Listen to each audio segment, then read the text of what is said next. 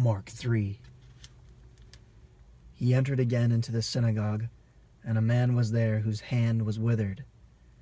They were watching him to see if he would heal him on the Sabbath, so that they might accuse him. He said to the man with the withered hand, "Get up and come forward." And he said to them, "Is it lawful to do good or to do harm on the Sabbath, to save a life or to kill?" But they kept silent. After looking around at them with anger, grieved at their hardness of heart, he said to the man, "Stretch out your hand." And he stretched it out, and his hand was restored. The Pharisees went out and immediately began conspiring with the Herodians against him as to how they might destroy him. Jesus withdrew to the sea with his disciples, and a great multitude from Galilee followed, and also from Judea, and from Jerusalem, and from Idumea, and beyond the Jordan, and the vicinity of Tyre and Sidon. A great number of people heard of all that he was doing and came to him. And he told his disciples that a boat should stand ready for him because of the crowd, so that they would not crowd him. For he had healed many, with the result that all those who had afflictions pressed around him in order to touch him.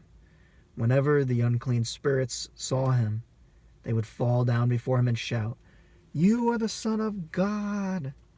And he earnestly warned them not to tell who he was. And he went up to the mountains, he went up on the mountain and summoned those whom he himself wanted, and they came to him. And he appointed 12, so that they would be with him, and he could send them out to preach, and to have authority to cast out the demons. And he appointed the 12, Simon, to whom he gave the name Peter, and James the son of Zebedee, and John the brother of James. To them he gave the name Boanerges, which means sons of thunder. Andrew and Philip and Bartholomew and Matthew and Thomas and James the son of Alphaeus and Thaddeus and Simon the Zealot and Judas Iscariot, who betrayed him. And he came home, and the crowd gathered again, to such an extent that they could not even eat a meal. When his own people heard of this, they went out to take custody of him, for they were saying, "He has lost his senses."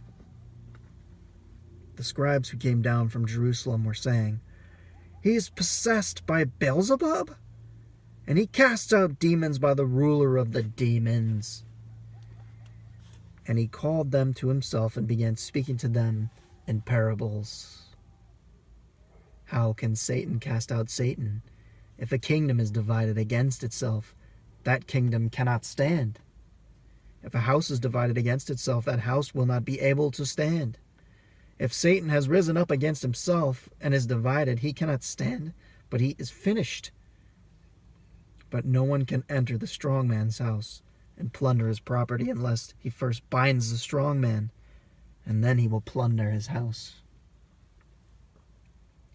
Truly, I say to you, all sins shall be forgiven the sons of men, and whatever blasphemies they utter, but whoever blasphemes against the Holy Spirit never has forgiveness, but is guilty of an eternal sin." Because they were saying, "He has an unclean spirit." Then his mother and his brothers arrived, and standing outside, they sent word to him and called him. A crowd was sitting around him, and they said to him, "Behold, your mother and your brothers are outside looking for you." Answering them, he said, "Who are my mother and my brothers?" Looking about at those who were sitting around him, he said, "Behold my mother and my brothers. For whoever does the will of God, he is my brother and my sister and my mother."